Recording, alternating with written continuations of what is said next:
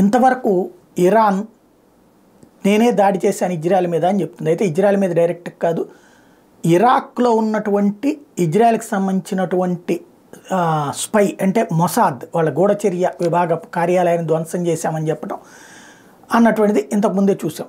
అయితే ఇజ్రాయెల్ ప్రధానమంత్రిని ఇదే విషయాన్ని మీడియా అడిగితే, మేము ఆల్రెడీ ఇరాన్ మీద దాడులు చేస్తున్నాం కదా, మొన్న మధ్యన ఇరాన్లో సోలమన్కి సంబంధించినటువంటి ఇన్సిడెంట్లో ISIS దాడి చేసింది, దాని వెనకాల ఇజ్రాయెల్ ఉందనే ఇరాన్ చెప్పింది కదా, అదే చెప్తున్నారు కదా వాళ్ళు.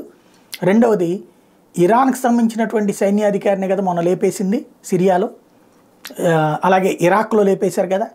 కాబట్టి ఇరాన్లో మేము ఆల్రెడీ యుద్ధం చేస్తున్నాం, ఇరాన్ ఇప్పుడు ప్రారంభించింది అంతే. వాస్తవంగా ఇరాన్లో ఎప్పటి నుంచినో ఇరాన్కి సంబంధించిన అణ్వాయుధాల తయారీ కేంద్రాలను ధ్వంసం చేయడం, ఇరాన్కి సంబంధించినటువంటి పేలుడు పదార్థాల నిల్వలను ధ్వంసం చేయడం మొసాద్ ద్వారా ఎప్పటి నుంచినో చేస్తుంది. అందుకని మొసాద్ కార్యాలయాన్ని టార్గెట్ చేసింది ఇరాన్. అదే విషయాన్ని నెతన్యాహు పరోక్షంగా చెప్పుకొచ్చాడు.